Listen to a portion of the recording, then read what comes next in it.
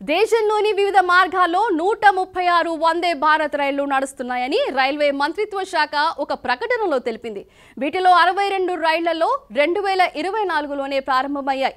భారతీయ railway 2024లో 3210 కిలోమీటర్లు రైలు మార్గాన్ని విద్యుదీకరించింది. దీంతో పాటు రైల్వే విద్యుదీకరణ బ్రాండ్ గేజ్ నెట్వర్క్ 97% విస్తరించింది.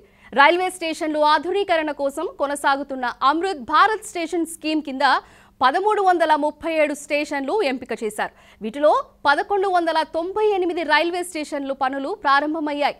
భారతీయ రైల్వే 2030 నాటికి జీరో కార్బన్ ఎమిషన్స్ గా మారాలని లక్ష్యంగా పెట్టుకుంది. రైల్వే స్టేషన్ల ఆధునీకరణ కోసం కొనసాగుతున్న అమృత్ భారత్ స్టేషన్ స్కీమ్ కింద 1337 స్టేషన్లు ఎంపిక చేశారు. వీటిలో 1198 రైల్వే స్టేషన్ల పనులు ప్రారంభమయ్యాయి. భారతీయ రైల్వే 2030 నాటికి జీరో కార్బన్ ఎమిషన్స్ గా మారాలని లక్ష్యంగా పెట్టుకుంది. నవంబర్ వరకు సుమారు 487 మెగావాట్ల సోలార్ ప్లాంట్లు, రూఫ్ టాప్ అలాగే గ్రౌండ్ మౌంటెడ్ ఏర్పాటు చేశారు. దాదాపు 103 మెగావాట్ల పవర్ విద్యుత్ ప్లాంట్లు ప్రారంభించారు.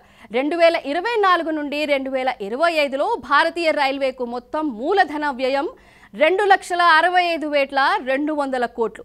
ఇది బడ్జెట్లోనే కేటాయించిన అత్యధిక మొత్తం. ఈ టికెటింగ్ రిజర్వేషన్లో 86% చేరుకుంది. పెట్టుబడులను ప్రోత్సహించేందుకు దేశవ్యాప్తంగా గతిశక్తి మల్టీమోడల్ కార్గో టెర్మినల్స్ను అభివృద్ధి చేస్తున్నారు.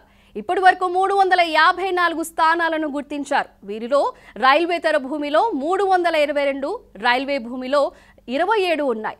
అక్టోబర్ వరకు ఇలాంటి 91 టెర్మినల్ను పనిచేస్తున్నాయి.